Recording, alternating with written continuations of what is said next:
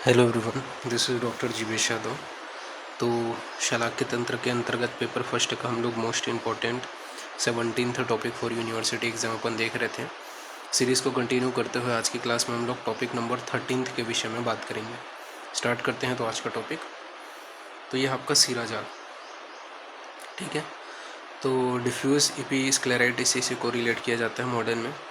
तो सीरा जाल में क्या बताया गया है, जलाभम कठिन सीरा महान सरक्तान इव महान सरक्ता, यानी कि नेत्र के शुक्ल भाग में कठिन महान रक्त से भरी हुई सिराओं से निर्मित फैली हुई जाल के समान जो रचना होती है उसे क्या कहते हैं, सीरा जाल कहते हैं। तो नेत्र के शुक्ल भाग में कठिन महान रक्त से भरी हुई सिराओं से निर्मित फैली हुई जाल के समान रचना को ही सीरा जाल कहते हैं। चिकित्सा के विषय में बात करें तो चिकित्सा में बताया गया कि अर्म रोग की औषधियों से सीरा पीड़िका व सीरा जाल दोनों की चिकित्सा की जाती है। तो अर्म रोग की औषधियों से सीरा पिंडिका व सीरा जाल ये दोनों को अपन चिकित्सा करेंगे। इसके अलावा अभिसंधि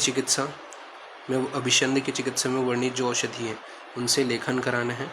जो लेखन से ठीक न हो तो उनमें छेदन करेंगे। तो जो लेखन से ठीक न हो उनमें छेदन करेंगे। शल्य के विषय में बात करें तो शल्य स्नेहन स्वेदन के पश्चात सरोपित कठिन सिराओं को वड़िश से उठा करके मंडलाग्र से ऊर्ध्व की ओर छेदन करके उठा करके लेखन तथा अंजन, फिर मंडलाग्र से ऊर्ध्व की ओर छेदन करेंगे। ये यहाँ पे बताया गया है शल्य कर्म में। तो ये चीज़ आपको ध्यान में रखना है। और नेक्स्ट अपन बात करते हैं पिष्टक के विषय में। तो पिष्टक के विषय में बताया गया कि नेत्र के शुक्ल भाग में जल बिंदु जैसी दो व्याधियाँ होती हैं जिसे अपन क्या कहते हैं, पिष्टक कहते हैं। तो नेत्र के शुक्ल भाग में जल बिंदु जैसी दो व्याधियाँ होती हैं उसे पिष्टक कहते हैं। पिष्टक जो है वो स्वेद भाग में चावल के पिष्टि सदृश होते हैं तथा बलास ग्रंथि कांस के वर्ण का होते हैं। तो ये चीज़ याद रखना। बात करते हैं निदान के विषय में। तो कप प्रकोपक इसका निदान है। इसमें यहाँ पे श्लोक बताए गए हैं, उत्सन्नम सलील नभी को निभो अथ पिष्ट शुक्लो बिंदु भवती स पिष्ट सुवृता, यानी कि शुक्ल भाग में चावल की पिष्टि समान श्वेत वर्ण की एवं जल की बिंदु के समान उभरी हुई वृत्ताकार संरचना होती है उसे क्या कहते हैं, पृष्ठक कहते हैं। चिकित्सा में सुश्रुत तथा योग रत्नाकर ने सीरा वेधन सहित कफ अभिषंद उपचार कराने के लिए बोले हैं। वांग भट्ट ने पिष्टक को बलास ग्रंथि में सीरा वेधन रहित कफ अभिषंधि चिकित्सा करने के लिए बोले हैं। साथ ही साथ बिजौर नींबू त्रिकटु व कटफल चूर्ण का अंजन प्रयोग करना है। तो बिजौर नींबू त्रिकटु कटफल चूर्ण का अंजन का प्रयोग करना है। इसके अलावा सुंठी पिपली नागर सेंधव श्वेत मरीच और नींबू इनका अंजन प्रयोग करने के विषय में बताया है। नेक्स्ट है बलास ग्रंथि। तो बलास ग्रंथि को कफ ग्रंथिभूत बताया गया। कफ दोष प्रधान होते हैं, ग्रंथिभूत होते हैं। श्लोक के विषय में बात करें तो श्लोक में बताया है, कास्यो भवती सीते अम्बु बिंदु तुष्य सगेय अमृत रुजो बलास काक्ष्या, यानी कि नेत्र के शुक्ल भाग में, तो नेत्र के शुक्ल भाग में जल की बिंदु समान श्वेत वर्ण की या कांस के समान श्वेताभ मलिन पिंडिका जो कठोर एवं वेदना रहित होती है, ठीक है, उसे क्या कहते हैं अपन, बलास ग्रंथि कहते हैं। तो नेत्र के शुक्ल भाग में जल के बिंदु के समान श्वेत वर्ण की या कांस के समान श्वेत वर्ण श्वेताभ पिंडिका जो कठोर व वेदना युक्त होती है उसे कहते हैं, ठीक है। नेक्स्ट है आपका कृष्णगत रोग। तो कृष्णगत रोग के विषय में क्या बताया गया, तो कृष्णगत रोग 4 हैं, सव्रण शुक्ल, अव्रण शुक्ल, अजकाजात, अक्षिपाक, ठीक है। दोष के विषय में बात करें तो श्रवण शुक्ल, अव्रण शुक्ल व अजकाजात है। इसमें रक्त तथा अक्षिपाक में त्रिदोष की अधिकता होती है। तो श्रवण शुक्ल, अव्रण शुक्ल और अजकाजात में रक्त की व अक्षिपाक में त्रिदोष की अधिकता होती है। चिकित्सा के विषय में बात करें तो अव्रण शुक्ल साध्य होते हैं, बाकी जो है आपके असाध्य के अंतर्गत आते हैं। अब एक एक करके एक एक को देखते हैं। तो सबसे पहले है श्रवण शुक्ल। इसे छतस शुक्ल वांग भट्ट ने बोले हैं, कृष्ण भाग में व्रण होना, ठीक है। तो कृष्ण भाग में व्रण हो जाते हैं, इसे श्रवण शुक्ल कहते हैं। यह अभिघातज होते हैं, अतः छत शुक्र भी बोला गया है वांग भट्ट के द्वारा इसे। साथ ही साथ अपेक्षा करने पर अक्षिपाकत्य व अजकाजात को उत्पन्न कर देता है, यानी कि अगर श्रवण शुक्ल की अपेक्षा कर दिया जाए तो यह अक्षिपाकत्य अच का जात को उत्पन्न कर देते हैं। निदान में बताया गया है कि अभिघात से रक्त प्रकोपित हो जाता है, सुश्रुत ने बोले हैं, जबकि वांग भट्ट ने बोले हैं कि अभिघात से पित्त दोष प्रकोपित हो जाते हैं, जिसके कारण श्रवण शुक्ल या छतस शुक्र की उत्पत्ति होती है। संप्राप्ति के विषय में बात कर लेते हैं। तो संप्राप्ति में बताया गया कि कुपित पित्त नेत्र के कृष्ण भाग की त्वचा का छेदन करते हुए नेत्र में तोद, अश्रु स्त्राव एवं राग उत्पन्न करते हैं। इससे कृष्णमंडल पके हुए जामुन फल सदृश वर्णमाला एवं किंचित निम्न अंदर दबा हो जाते हैं। ठीक है, तो ये क्या है यहाँ पे संप्राप्ति में बताया गया। कुपित पित्त नेत्र के कृष्ण भाग की त्वचा का छेदन करते हुए नेत्र में तोद, अश्रु स्त्राव एवं राग उत्पन्न करते हैं। इससे कृष्णमंडल पके हुए जामुन फल सदृश वर्ण वाला एवं किंचित निम्न यानी कि अंदर दबा हुआ हो जाता है। इसमें आपका श्लोक भी बोला गया है, पक्व जम्बू निभम किंचित च छत शुक्रम। फिर लक्षण के विषय में बात करते हैं, क्या क्या लक्षण आपको देखने को मिलेगा।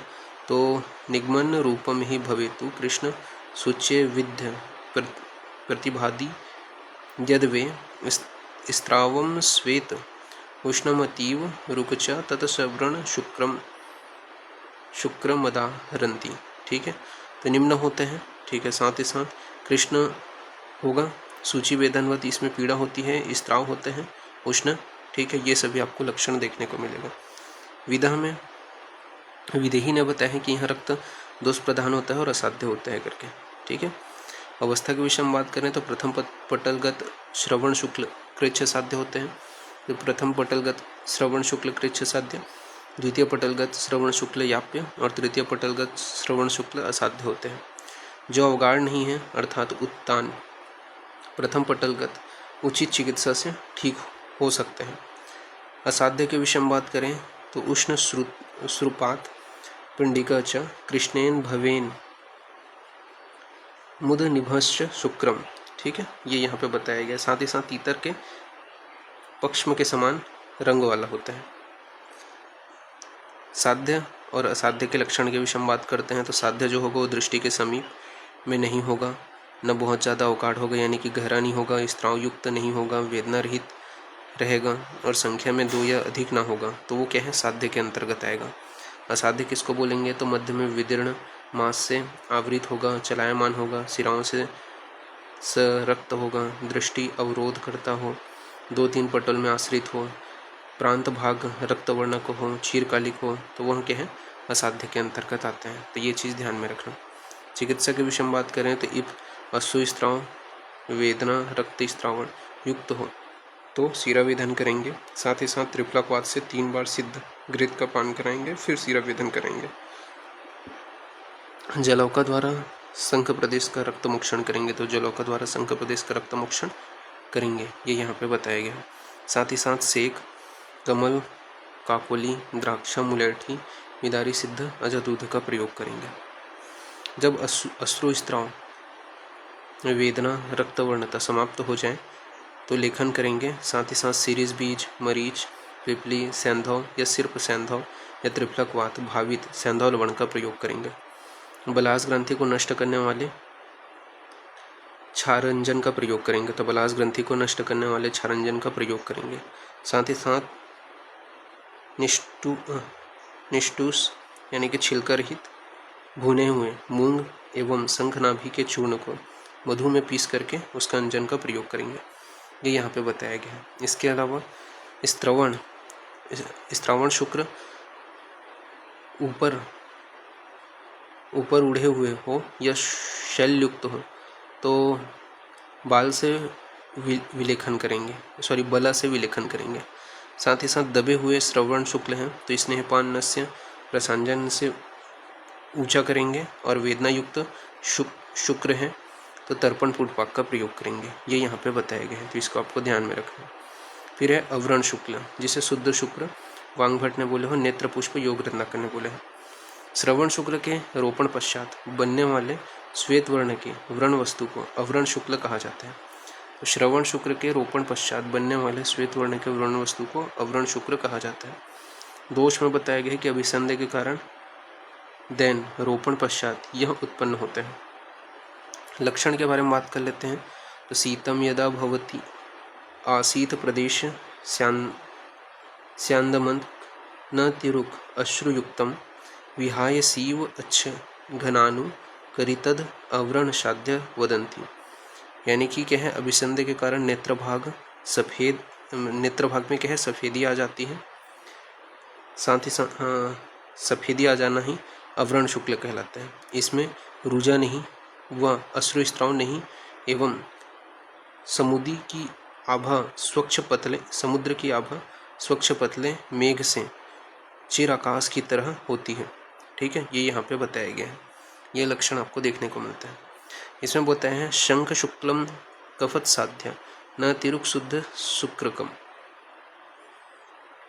स्यंदात्मक कृष्णगत तु शुक्रम संखेन्दुकुंद प्रतिभाव अभाषम विहाय भ्रूपुत प्रकाशम तम च व्रण साध्यतम तदंती। अभिषंद से उत्पन्न व्रण में शंख स्कुंद की आभा आकाश में स्थित निर्जल मेघ के समान होते हैं। फिर सुख साध्य के क्या लक्षण है और कृच्छ साध्य के क्या लक्षण है। तो सुख साध्य के लक्षण है कि जब कृष्णमंडल पतले श्वेत बादल के टुकड़ों से आच्छादित आकाश के समान दिखाई देते हैं तो वो सुख साध्य है। कृच्छ साध्य के हैं तो गहराई में स्थित हो, बहल हो, मोटा हो और चिरोग्रंथी हो तो क्या है, कृच्छ साध्य है। चिकित्सा में बताया गया कि सामान्यतः लेखन कर्म करने वाली औषधि जैसे कि चंद्रोदयवर्ती, करंज बीजवर्ती, समुद्र फेनवर्ती, कर्पूरांजन, विपल्यादि अंजन, महानील कुटिका, इनका प्रयोग करना है। 4 योग बताए गए हैं शुक्रनाशक कि शुद्ध स्वर्णमाक्षिक, मधुक, विभूतिकी का बीज, मज्जा, संधव लवण, किसी एक के साथ में मधु मिला करके उसके अंजन का प्रयोग करना है। ये आपको ध्यान में रखना है। फिर है अक्षिपाकत्य। तो अक्षिपाकत्य को शुक्र पाकत्य वांगभट ने बोले हैं। इसके निदान के विषय में बात करें तो अक्षिरोप समुत्थितम अर्थात अभिषंद से उत्पन्न होते हैं, श्रवण शुक्ल से उत्पन्न होते हैं और त्रिदोषज रोग है। लक्षण के विषय में बात करें तो लक्षण बताए हैं स्वच्छाघ्य श्वेत निभ्य मेन सर्वदोषस्यासीत मंडलम क्षम अक्षिपाकत्याम अक्षिकोपम समुदितम तीव्र रुजा वदंती। यानी कि अक्षिकोप से उत्पन्न तीव्र वेदना युक्त रोग जिसमें संपूर्ण कृष्ण मंडल श्वेत वर्ण के दोषों से आच्छादित हो जाते हैं तो उसे क्या है, अक्षिपाकत्य कहते हैं। तो अक्षिकोप से उत्पन्न एवं तीव्र वेदना युक्त रोग जिसमें संपूर्ण कृष्ण मंडल श्वेत वर्ण के दोषों से आच्छादित हो जाते हैं उसे अक्षिपाकत्य कहते हैं।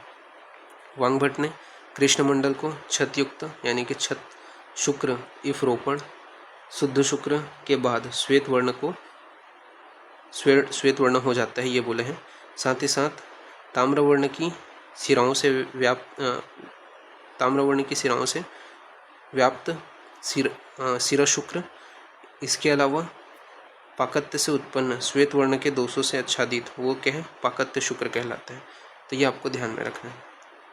फिर नेक्स्ट आपको यहाँ पे बोला गया है कि अति तीव्र रुजा दृष्टि कृष्ण मंडल में श्वेत बादलों से लिप्त आकाश सदृश और सेम के बीज के टुकड़े के आकार का यह जो है आपको देखने को मिलेगा।